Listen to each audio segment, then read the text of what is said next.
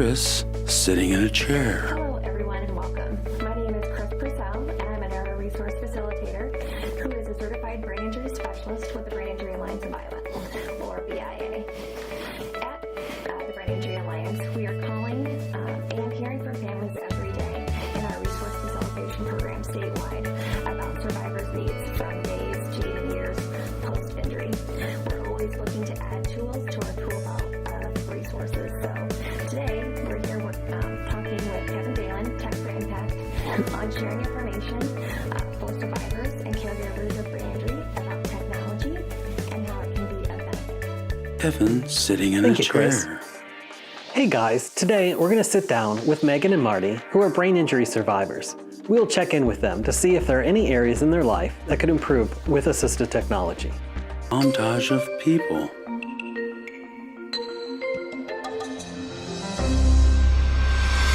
Logo reveal.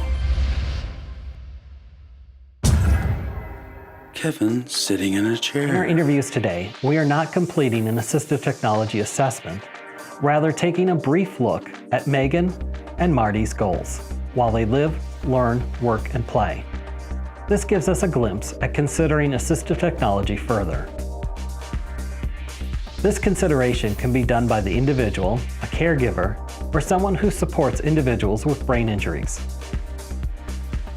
Once areas are identified, then an assistive technology assessment may be completed by a professional trained in this area. Step 1, determine goals. Megan and Kevin sitting in chairs. Do you currently have anything at home that you would like to be able to accomplish? Right now, with my brain injury, my big deficit is memory and not remembering anything. So right now, I use my iPad and iPhone a lot of linking me to remind me that I need to be doing this and that instead of writing it in a journal. My stuff dings at me, and so my big thing is mostly remembering what I don't remember. and so I have been using that sort of technology to help make up for my brain injury deficit. Great. Do you feel like you have it set up the way you want? After a lot of trial and error, it seems like right now it has been alerting me, and there's a lot of things that I feel need a bigger memory because I feel like it wants to erase a lot of things and not, have the brain power that I want it to have. But right. So really kind of knowing how to put some stuff into another department or compartment that I don't need to look at daily, but maybe in the past or a future I want to see what I did in the past. Sure. So maybe a record of events of some sort.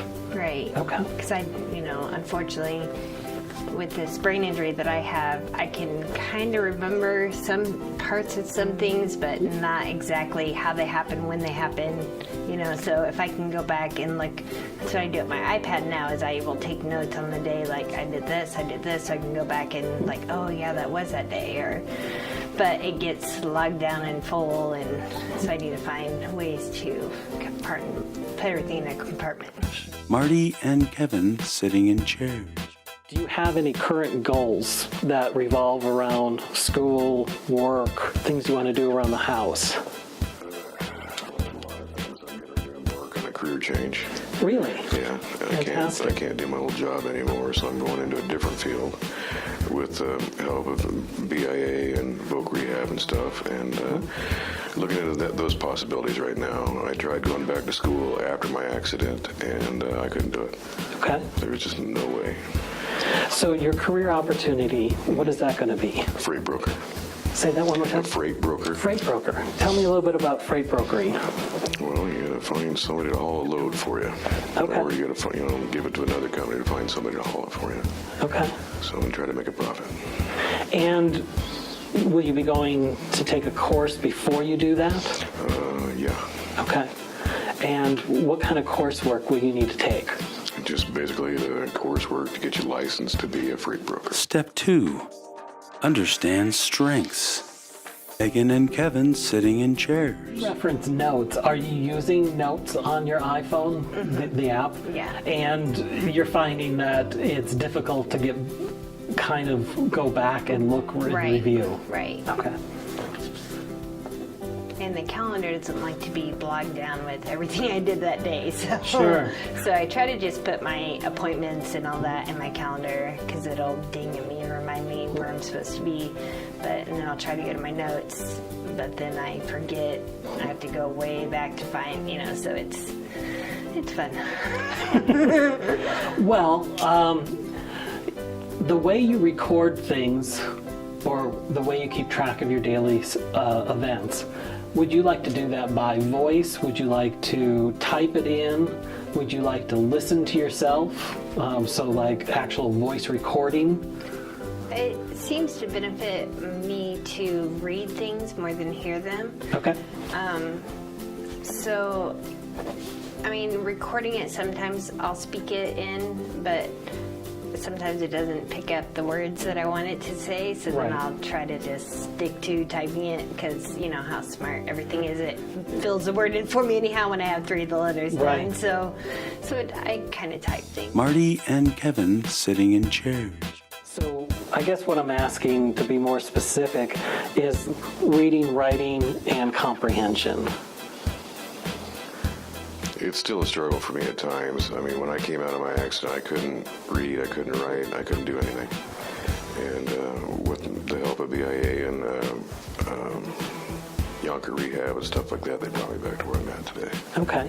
So reading text, you're able to read it and understand that text? Yeah, sometimes it might take me a minute, Okay. depending on the subject. Or So if you read a page and by the time you hit the bottom of the page, do you feel like you've understood the entire thing, or do you have a need to go back I and... have to go back. Okay. And do you have any strategies that you've worked through with how to pick out keywords and highlight, or... Yeah, basically I'm picking out the keywords. I do a lot of highlighting. Okay. Not the whole paragraph or anything like that, but just the key subject, I guess, of every paragraph. And when watching a video or watching TV, are you able to track the spoken word? Pretty much. Okay. In terms of writing, are you a typer? Do you type with a home row? Do you type by finding the keys? I'm finding the keys. Okay. And how do you find that experience? To what fact? I guess, do you find like you're quick enough that you can get a paragraph typed out? I'm up to 20 words a minute. Okay. And it's Fantastic. taken me 6 years Okay. to get that part back. And so you're doing that by like index finger? No, I mean, I'm pretty much knowing where they're at. Okay, It's so just you're doing home row? Yeah, Okay. it's just taking me a bit to get there. Advanced step. Suggest potential technology to match goals and strengths. Ian and Kevin sitting in chairs. I have an app in mind that we can talk further about that essentially organizes things into notebooks. And then you could have a page in your notebook be that daily event. And then you could code it in a way with a date or however you would like Right. to remember or to be able to retrieve it. Yeah, that'd be extremely helpful. Marty and Kevin sitting in chairs. That's why I stick with the old way of doing things. Sure. I'm not sure if I heard you correctly then. Did you say that other people were suggesting that you try using the calendar on the phone? Okay. Was there a reason they suggested that? For memory's sake. Okay. So when you think of your calendar and memory, is it that you would like to get a notification to say, like some kind of notice to you that says, hey, you have something happening soon? With all the doctors that I have to see, they all send me notices, Okay. either via email or text. Okay. That's about as far as I get with that. Okay. So do you see a desire to go into that direction of setting up an electronic calendar? Right at this point, no. Okay. I'm just not trustworthy of it yet. Sure. Understood. Moving forward, Marty decided to wait on using technology. Megan decided to try an app. Kevin sitting in a chair. Thank you guys for watching. I hope that you enjoyed this interview and demonstration of how you may quickly consider how assistive technology could assist in meeting goals. If you would like an assessment, please reach out to us at Tech4Impact. In our next video, we will be setting up the Evernote application with Megan. Contact us. Brain Injury Alliance of Iowa, toll free 1-855-444-6443, info@biaia.org, or Tech4Impact 515-401-5089, or info@tech4impact.com. Don't forget to check out the links in the description below for both the Brain Injury Alliance of Iowa and Tech4Impact. Leave me some comments and let me know what type of interview you would like us to do next. I'll see you guys in the next video.